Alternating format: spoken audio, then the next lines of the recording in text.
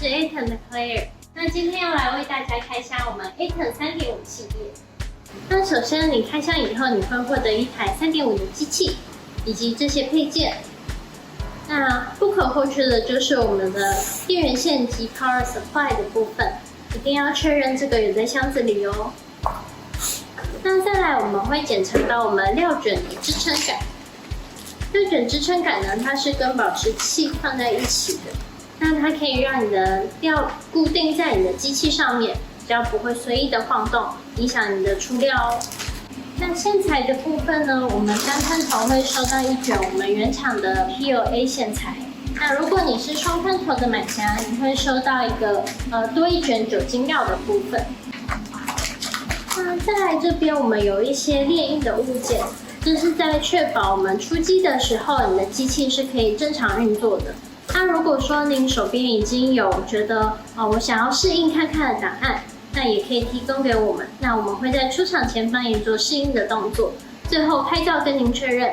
那确认无误的话，我们才会帮你做出货的动作哦。那再来的话，这一包是说明书以及自动校正器的部分。我们会有一个 A4 大小的说明书，它是简易版的。那我们业务也会在出货的时候提供你一份线上的 PDF 电子档，那里面的内容就会比较详细哦。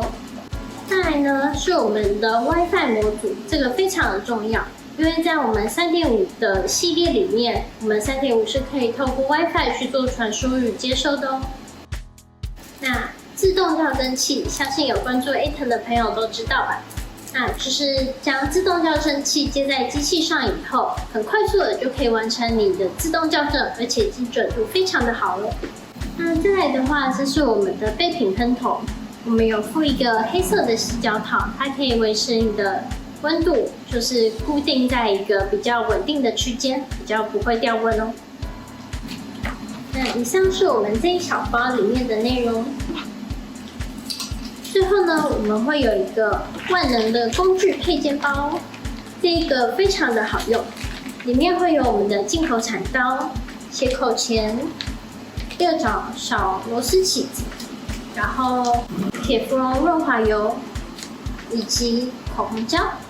口红胶的话，它可以在保护你的玻璃平台在某些材料使用的时候不会伤害到玻璃，那所以可以看情况做使用哦。以上就是我们今天的备品工具开箱，希望大家会喜欢，祝你们猎鹰顺利咯！